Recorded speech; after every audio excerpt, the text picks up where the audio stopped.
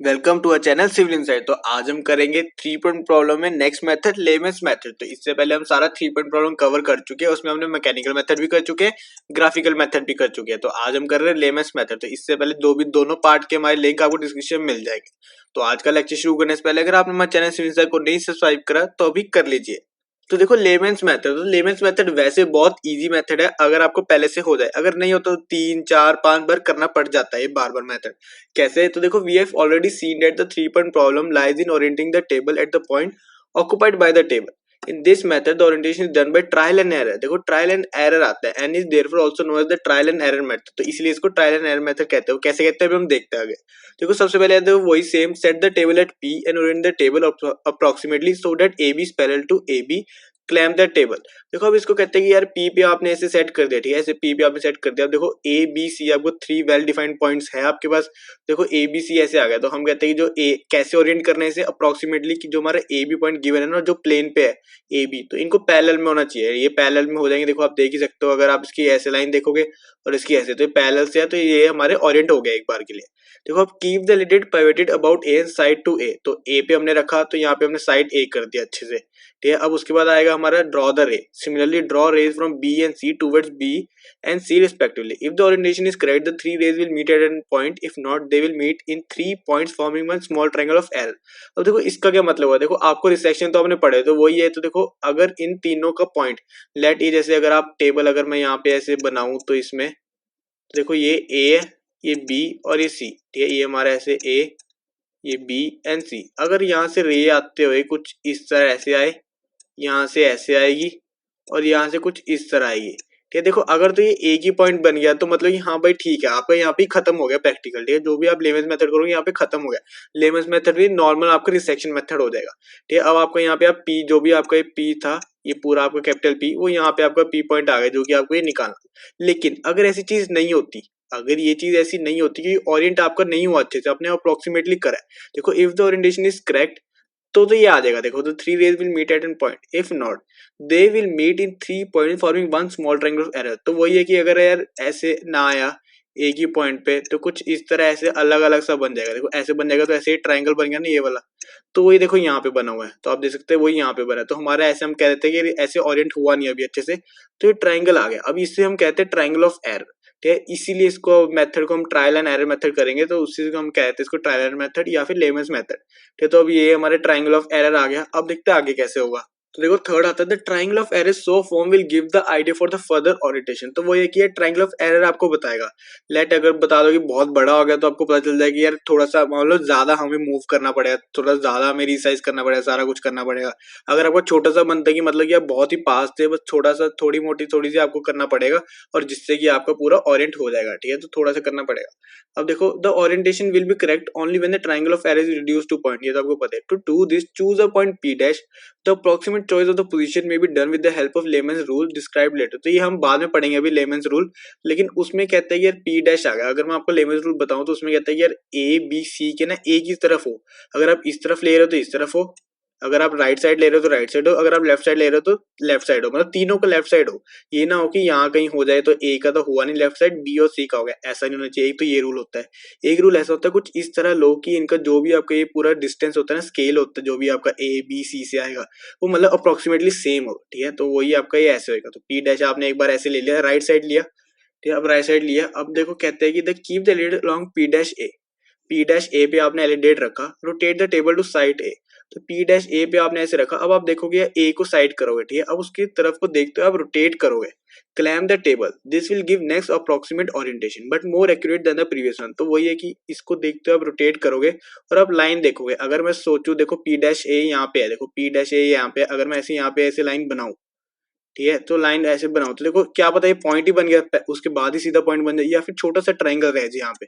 समझो यहाँ पे ऐसे छोटा सा ट्रायंगल है, तो मतलब कि आपको पता चल गया थोड़ा सा P डैश ऊपर नीचे और करना पड़ेगा, जिससे ये आपका एक पूरा वेल डिफाइंड पॉइंट आ जाएगा, जो कि आपका टेबल का स्टेशन भी, इंस्ट्रूमेंट स्टेशन का पॉइंट भी बन जाएगा, और जो आपको पॉइंट निकालना भी है, ठीक है। तो वही आपका यहाँ पे पूरा ऐसे निकल सकता है, ठीक है। तो बस वही आगे पीछे आपको ऐसे करना पड़ता है, और इससे हम ट्रायल एंड एरर मेथड ही हो गया ना, तो बार बार करना पड़ेगा। तो वही आपका, इसलिए आपको इसको कहते हैं ट्रायंगल ऑफ एरर या फिर ट्रायल ऑफ एरर मेथड।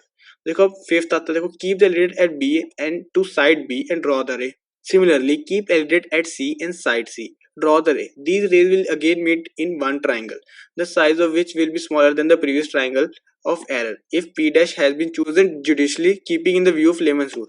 तो वो है कि अब दोबारा से आप b और c है तो आपको बता ही चुका, b और c को भी आप साइड करोगे, अगर तो आपका नॉर्मल पॉइंट बन गया तो ठीक है, नहीं बना तो फिर दोबारा से आप करो, थोड़ा सा आगे पीछे फिर करो, ऐसे करते करते 3-4 बार में आपका आ जाना चाहिए, अगर तो आपको अच्छे से आपको लेमन्स रूल आते हैं। Thus by successive trial and error the triangle of error can be reduced to a point. तो वही है कि अगर आपका अच्छे से ये ट्रायल एंड एरर हो गया तो आपका एक पॉइंट बन जाएगा, यहाँ पे ऐसे एक पॉइंट बन जाएगा, जैसे कि अगर मैं कहूँ तो लेट ये एक पॉइंट ऐसे हमारा बन गया और यहाँ पे ऐसे पॉइंट बन जाएगा। बी और सी को नहीं आपने लाना, ए को साइड कर लो, आप ए को साइड कर लो, बस ए से देखना आपने ऊपर नीचे करना है, ठीक है। अब बी और सी को तो बाकी आप साइड करोगे तो आपका एक पॉइंट अगर यहाँ पे आ गया जो कि आपके रिसेक्शन, जो कि आपके रिसेक्टर्स आते थे, तो रिसेक्टर से अगर आपका लाइन कट गई तो आपको पॉइंट आ जाएगा और वही आपका टू बी लोकेटेड पॉइंट आपका हो जाएगा, ठीक है, जो आपको पॉइंट निकालना। तो आप देखते हो इसके बाद थोड़ी सी लेमन, मुझे मेरे ख्याल से तो आपको अच्छे से सारा कुछ समझ आ गया होगा। बहुत ही ईजी है ये, अगर तो देखो पहली बार में हो गया फिर तो देखो यहीं पे कहानी खत्म, यहीं पे कहानी अगर होता है तो उसके बाद कोई बड़ी चीज थोड़ी है, एक पी डैश आपने ले लिया, ट्रायंगल बन गया, अब आप उसके बाद ट्रायल एंड एरर मेथड करते रहो, एलिडेट से देखते हुए थोड़ा आगे पीछे करते रहो। ये बहुत ही इजी लेमन रूल है, बहुत ही ज्यादा, तभी इसको कहते हैं लेमन्स रूल, ठीक है। अब देखो, अब इसके बाद हम देखते हैं इसके लेमन्स रूल क्या होते हैं सारे। तो देखो अब आता है हमारे लेमन्स रूल। तो देखो दो तो मैं आपको पहले से समझा चुका हूं। The point P dash should be so chosen that the distance from the rays A BB CC is proportional to the distance of P from ABC। तो वो तो मैं आपको पहले से समझा चुका हूँ, उसके डिस्टेंस आपके थोड़े से वो होने चाहिए, प्रोपोर्शनल होने चाहिए सारे, और ये भी आपको समझा चुका हूँ। The point P dash should be so chosen that if it is to the same side of all the three rays, तो 3 है यहाँ पे TH, तो 3 rays AA, BB and CC, that is if point P dash is chosen to the right of the ray AA, it should also be the right to of BB and CC। तो वही है कि यार AA जो आपका देखो right में हमने लिया, राइट है तो AA, BB और CC के राइट में है, वही मैंने आपको समझाया था। अगर यहाँ पे नहीं है, अगर आपने कहीं यहाँ ले लिया तो देखो इसके लेफ्ट में तो होगा नहीं, ठीक है, इसके लेफ्ट में हो जाएगा BB और CC के लेफ्ट में, ये तो मैं आपको दोनों समझा चुका हूँ, ठीक है। अब आपको सिर्फ रहता है फर्स्ट वाला। अब देखो इसमें कहते हैं ग्रेट ट्रायंगल। देखो ग्रेट ट्रायंगल पता है क्या होता है, जब आपको ये 3 वेल नॉन डिफाइंड पॉइंट्स होते हैं ना प्लेन पे, जब इनको आप ऐसे लाइन से ड्रॉ करोगे तो आपका एक ग्रेट ट्रायंगल बन जाएगा।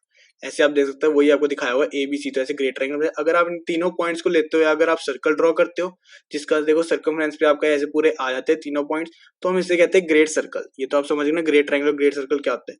अब देखो इसमें क्या बोलते हैं, अगर मैं आपको इसमें बताऊं तो इसमें पता है क्या बोल रहे हैं, पूरा पॉइंट आप पढ़ सकते हो पॉज करके। तो इसमें कहते हैं कि अगर आपका जो ग्रेट ट्रायंगल आपका ये बना है ना, अभी ये जो ग्रेट ट्रायंगल बना है, अगर तो लेट इसका जो भी आपका ये वाला एरर, ये जो आपका ट्रायंगल ऑफ एरर अगर इसके बीच में आता है ना, लेट यहाँ पे कहीं आ गया था ये एरर, तो आपको जो पॉइंट है ना P डैश, वो भी आपको इसके ट्रायंगल ऑफ एरर के बीच में ही लेना है, ठीक है। अगर आपका ग्रेट ट्रायंगल के बीच में आता है, अगर लेट ये जैसे ग्रेट ट्रायंगल के बाहर आया तो आपको ग्रेट ट्रायंगल से भी, सॉरी ग्रेट ट्रायंगल बोले, जो ट्रायंगल ऑफ एरर आया उससे आपको बाहर लेना है P डैश पॉइंट, ठीक है। आप समझ रहे हैं, थोड़ा सा कंफ्यूजन आ रहा है, चलो मैं दोबारा से एक बार करवाता हूँ। देखो if the station P is outside the great triangle ABC, the triangle of error will also fall outside the great triangle and the point P dash should be chosen outside triangle of error।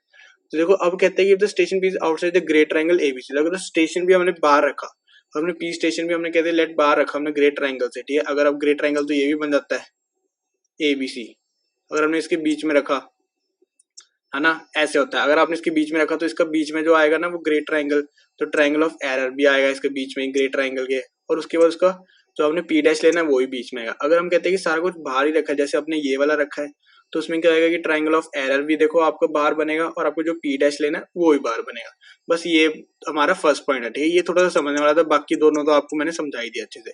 तो ये था आज का पूरा method, lemons method, और बहुत ही easy है।